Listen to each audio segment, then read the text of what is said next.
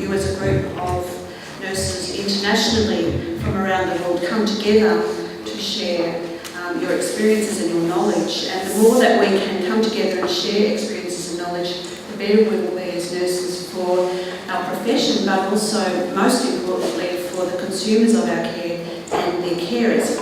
When I had an email exchange with Charles, he asked me to talk about providing care to people from diverse cultures in a westernised society and in a westernised healthcare system.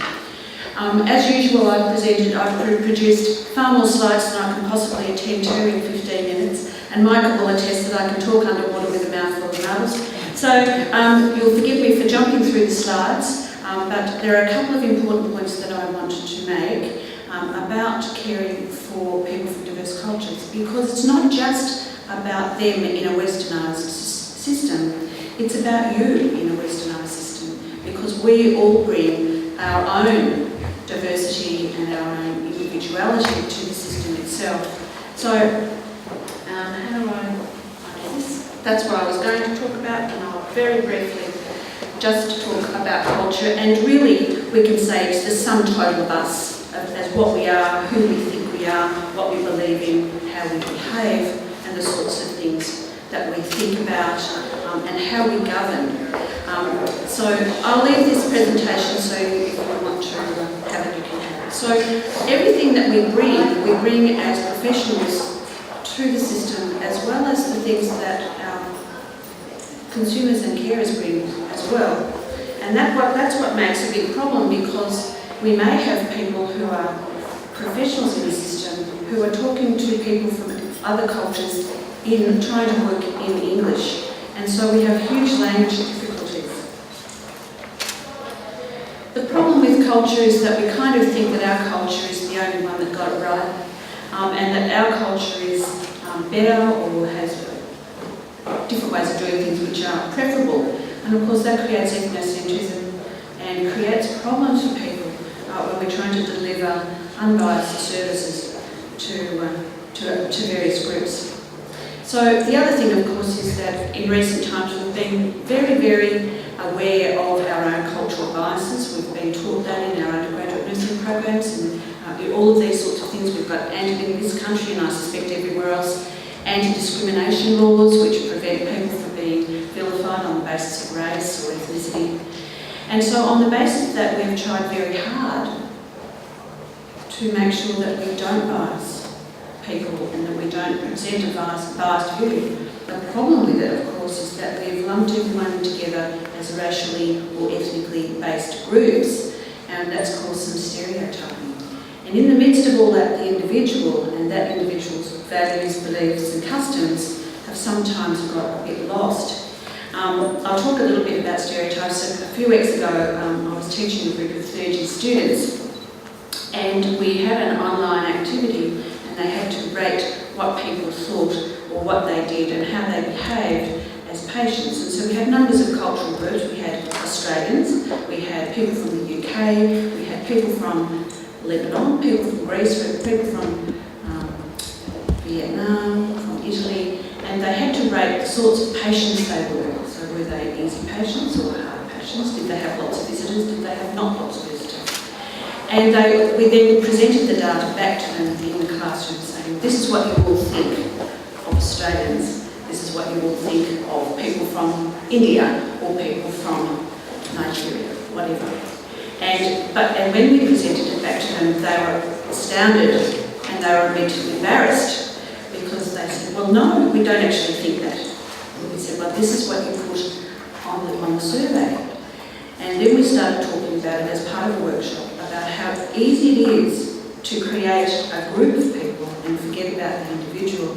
And it's the individual that we serve, not the group. And so, whilst in our effort to be unbiased, what we've done is we've created some stereotypes that we need to try and work out. So just some brief stats in Australia. Since 1945... Thank you. Since 1945, 7 million people have migrated to Australia, and 25% of all Australians were born overseas. In 2014, we received almost 204,000 migrants. And the top 10 countries include the UK, New Zealand, India, China, not including Hong Kong, Macau, Taiwan, South Africa, the Philippines, Malaysia, Korea, Sri Lanka, and Thailand, comprising about 2/3 of all immigrants. The other 34% have come from 190 other countries. So Australia is made up of people from more than 200 places around the world, speaking hundreds of different languages and dialects, bringing with them their cultures, their ways of working, their practices, their beliefs, and the ways in which they deal with health and mental illness. And in particular, that's what we've got to think about. For your interest, and I went onto the internet yesterday to find this out, between 1996 and 2008, that was the latest data I could find, about 116 people from Africa permanently settled here, and that included all countries in the African continent. But there were also about 2 million other people who came to Australia for short-term or long-term stays or went back. So we've had a very large movement of people from Africa into Australia. By 2026, 1 in 4 people over the age of 70 will be from a culturally and linguistically diverse background. So almost a quarter of the people here in this country will be from a cold background.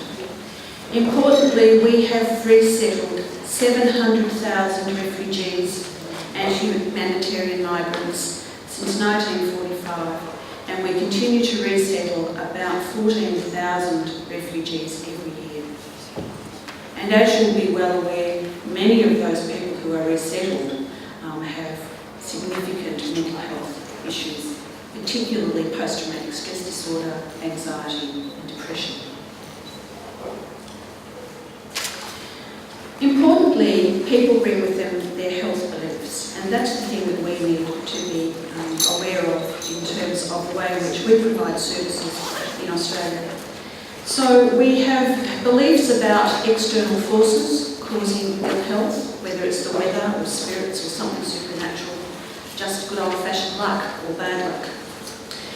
We have cultures which are based on the collective, that is the group, and the group being more important, or based on the individual, where the individual is placed as more important. In Western cultures, it's an individual-based society. The individual can achieve, the individual can surmount all of their difficulties, where in many other cultures, in particular Asian cultures, it's the collective and the group which is far more important, and the individual's needs are subsumed by that. We have beliefs about the role of our emotions and what roles they play in terms of catharsis and moving out bad energy. Bad omens and emotions can be either causative or they can be symptomatic. And we need to be able to work out what we see in terms of psychiatric symptoms and signs.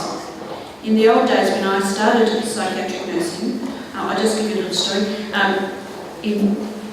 40 years ago this year, in 1975, I began my nursing career. And so that's a long time doing this, and it's about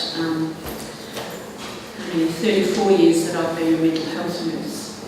And so we learned from a book, and those of you who've been around a long time will probably remember this book. It's called Sainsbury's, Peters for Archery. Now, we had the very old, the first version, and then of course we had the second version. Importantly though, that book was written for an interdisciplinary group. And what Sainsbury focused on at the time was psychiatric symptoms and signs. And that they all had meaning in some way, that they were representative of some sort of thing happening for the person. And when I talk a little bit more about, when I'm a bit more critical about Western medicine and Western health services, you'll see how we've now forgotten about the reasons why people become mentally ill. We just look at the fact that they are, and then we treat that, rather than trying to find out why. And we've left that go. So we're dealing with symptoms all of the time, but we don't really have an understanding about why they occur. The role of the family, how do people believe what the role of the family is, and how much care a family should be involved in. And that could be virtually no involvement at all to where the head of the family or the family group makes the decisions about treatment and care. And the relationship between mental and physical health. And of course, we don't need to go into Cartesian dualism here, but of course, we now see a far greater acknowledgement of the role of and the relationship between our physical and our mental health, in particular in relation to the poor state of our physical health amongst the consumers we care for in mental health services. There are also health beliefs around male and female, male being positive and female being negative, only for some. The issues around hot and cold, and what does that mean? And how do we have a hot fever or we are in cold? Health may be attributed to good luck or leading a good life, whether that's in the past or in the present. Illness can be caused by evil spirits or exposure to polluting sources, such as being in the room with someone who is dead. Possession by an evil eye or having a curse put on you.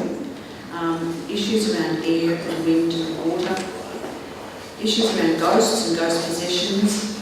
And for those of you, and I'm certainly no leader or expert in Aboriginal and Torres Strait Islander people, but they have very strong beliefs around ghosts and very strong beliefs around curse. And so we need to understand how that affects the way in which they perceive the world and their health.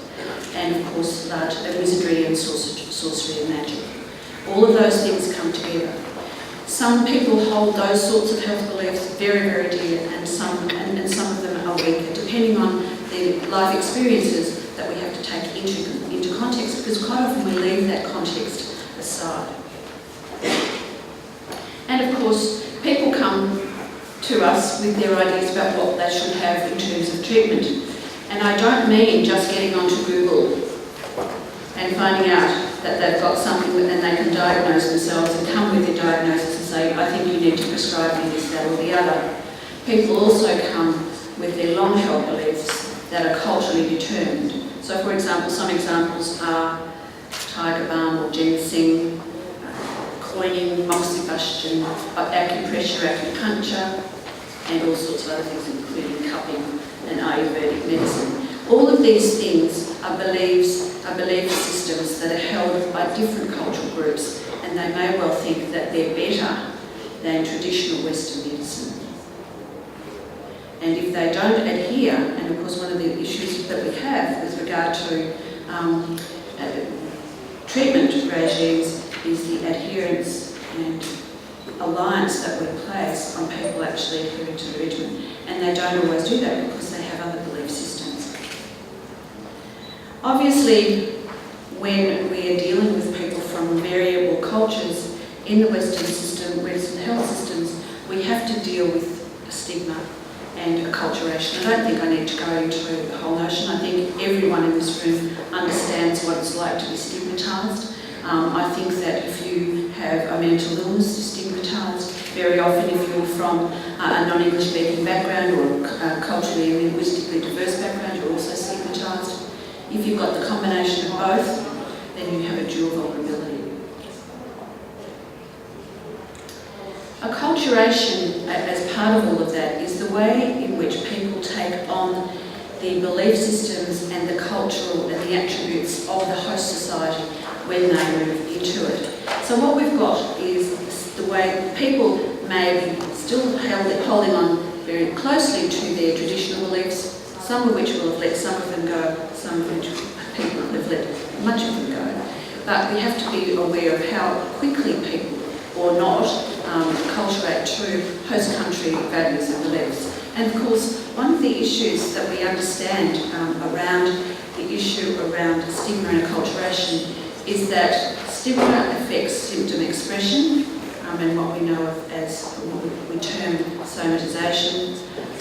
We have the issue around denial, that there is a mental illness where people are perhaps cared for by the family until things get to such a stage where they can't care any